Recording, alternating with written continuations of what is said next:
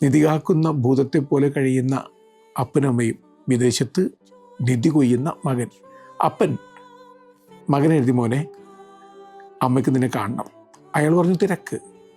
വീണ്ടും എഴുതി, അമ്മയ്ക്ക് നിന്നെ കാണണം, തിരക്കപ്പാ തിരക്ക്, അടുത്ത അവധിക്ക് വരാം. മോനെ അമ്മയ്ക്ക് നിന്നെ ഒന്ന് കാണണമെന്ന് കൊതിയാണ്, അമ്മ വയ്യാതായിരിക്കുകയാണ്.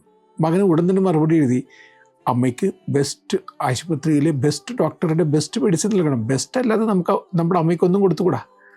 അയാൾ പറഞ്ഞു, മോനെ നിൻ്റെ അമ്മയ്ക്ക് ബെസ്റ്റ് നീയാണ്, നീ ഒന്ന് വന്നാൽ മതി, പ്രശ്നങ്ങൾ തീരും. വന്നില്ല, തിരക്ക്. പിന്നെ നിന്നെരിഞ്ഞ് കത്തിപ്പിളർന്ന് മെഴുകുതിരി പോലെ കരിന്തിരിയായി അമ്മ മരിച്ചു. അപ്പോൾ മകൻ ഓടിയെത്തി.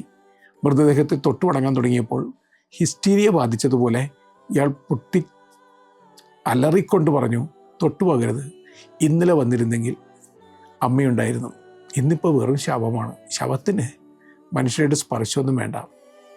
പ്രിയപ്പെട്ടവരെ, ഒരാൾ ലീവ് ചെയ്യുമ്പോഴാണ് നിങ്ങൾ തൊടേണ്ടത്, ലീവ് ചെയ്യുമ്പോഴല്ല. അങ്ങനെയാണെങ്കിൽ തൊടുന്ന നേരങ്ങളിലൊക്കെ ക്രിസ്മസ് ആഘോഷം ഉണ്ടാകുന്നുണ്ട് എന്ന് ഒന്ന് ഓർത്ത് നോക്കുക. നമുക്ക് സ്നേഹത്തോടുകൂടി ആർദ്രതയോടുകൂടി സ്പർശിക്കുന്നവരായി മാറാം.